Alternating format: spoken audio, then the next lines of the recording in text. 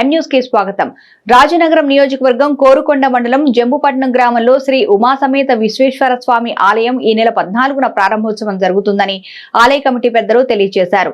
ఈ 3 రోజులు ప్రత్యేక హోమాలు జరుగుతాయని, ఆలయానికి తిరుమల తిరుపతి దేవస్థానం 10 లక్షల రూపాయలు గ్రాంట్ రాజనగరం జక్కంపూడి రాజా చేతుల మీదుగా అందజేశారని, ఈ ఆలయం నిర్మించడానికి గ్రామస్తులతో పాటు భక్తులు విరాళాలు అందించాలని వారికి కృతజ్ఞతలు తెలిపారు ఆలయ కమిటీ సభ్యులు.